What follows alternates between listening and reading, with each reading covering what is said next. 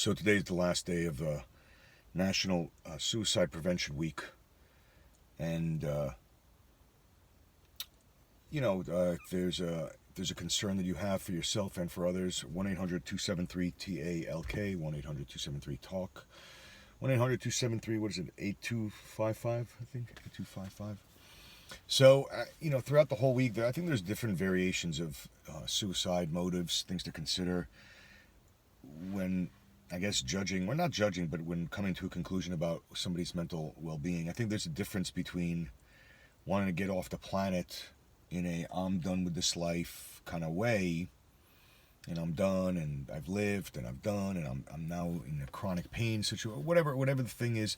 There's that way, and then there's where you have to make a statement or a declaration or some kind of look at me, I'll show you, some kind of revenge. I'm putting morality and ethics aside, because I'm sure there's scenarios in both camps depending on the vantage point that makes it be like, well, it was for a good cause, a bad cause, it did damage, it didn't do damage, made a point, who knows. So I'm going to just address, the idea of, suicide in general, as to whether or not, for whatever reason, people want to do it or accomplish it. And I think the only, you can't stop people from setting out to do it. I think that that's the ultimate point. I think that if you jump off a bridge and survive, you're just lucky. And, in terms of odds. But, would you take a 17% chance? Let's say you knew you'd survive. Would you know that? Would you rely on that 17%? So, I would never, just call the hotline, speak to people, talk it out with somebody, especially find people that you can trust will not judge you and will just listen to you regardless of what it is. Try not to quantify or qualify with anything. I think one of the coping mechanisms that I first had was the idea that I stopped believing that there's a more than, less than, this, that. You can always find someone with a different situation that comparably may be worse, may be better, but starting to put those things on that level tends to dismiss it. So either nobody gets to bitch about anything, or there is a certain validity to whatever stress, trauma, anxiety everybody's had to build an accumulative effect. Is there a difference between collective trauma of an entire village being lost because of a fire, or because of a hurricane, or because of everybody experiencing a similar devastation, natural causes in terms of that, nature doing its thing, versus individuals having unfortunate experiences that creates the state of trauma, such as, there were a situation where a bunch of kids were locked in a basement by their parents, and one of them escaped, in which case that would have gone on for who knows how long unless somebody escaped. And yet none of them wanted to kill themselves.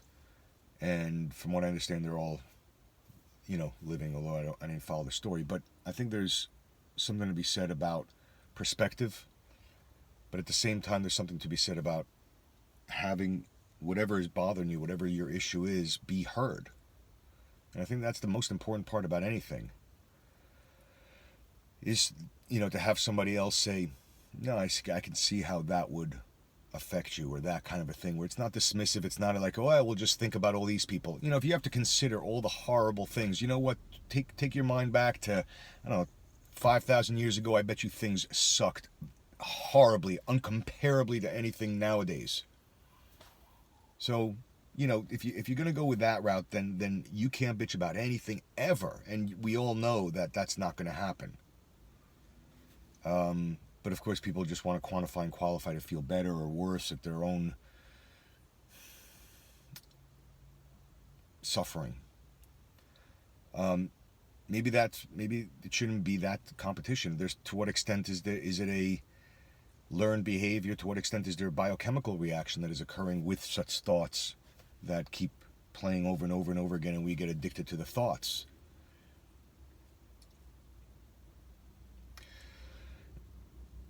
So, just watch out for those thoughts. Talk to somebody who will listen. Know that things will pass. I can't think of a single thing that will not pass. I mean, and once again, as soon as I say that, all I think about is like, well, I'm sure there's torture scenarios where somebody's torturing somebody and where every single minute is just horrible agony, kill me please. I'm sure people are out there doing horrible, horrible, horrible things to one another right now. And that is a horrible thing. And, you know, but if you ever can get out of that, you know, then deal with it and just, you know, God help anybody. I mean, just don't compare, don't contrast. Find validity in your own story.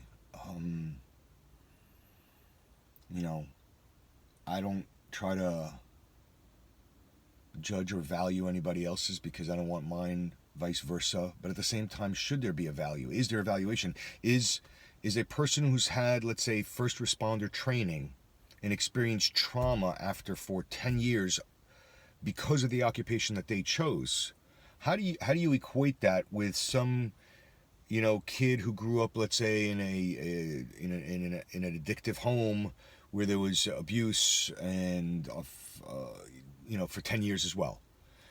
Who is more prepared? Is there versatility? Are there some people that are just can handle that kind of stress just by their nature? In which case, why are you comparing them to anybody else? Why compare at all?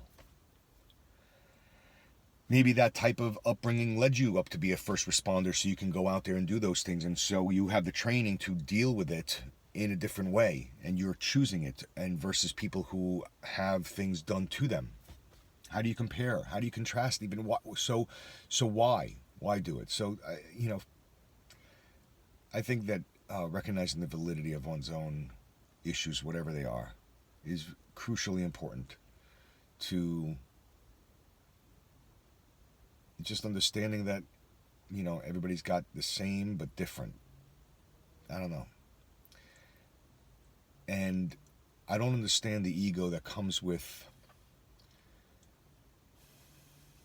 glorifying one's own misery or trauma. I mean, unless it's for a lesson learned, but then you're not glorifying it, you're just kind of making it try to say, don't do this because, or this. But maybe it's not about that. Maybe there is no glory about it. There's just, you just keep going. You know that the feelings and sensations that are driving the mind to just want to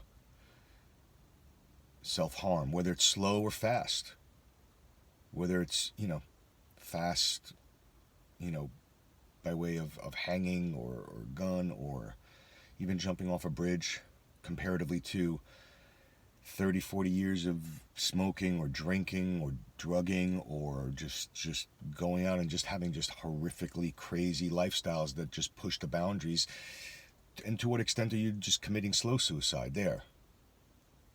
Maybe engorging yourself in an unhealthy lifestyle is just a slow way of doing it and more painful. And whatever it is. Just know that all feelings will pass and talk to people. 1-800-273-TALK.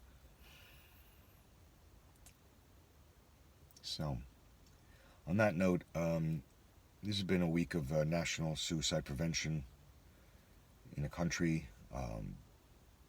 Donate your time and energy to people who are in need. Don't dismiss. Don't ever take it as a joke. Don't ever provoke it. Don't ever say, "Oh yeah, why don't you kill?" You know what? You know, I don't know. You know, at the same time, we should be resilient. Anybody that says that to somebody else, don't listen to them. They're freaking crazy. They have a sadder life to do that. At the same time, if you're crying out for attention, just find somebody who'll give you the attention that you want.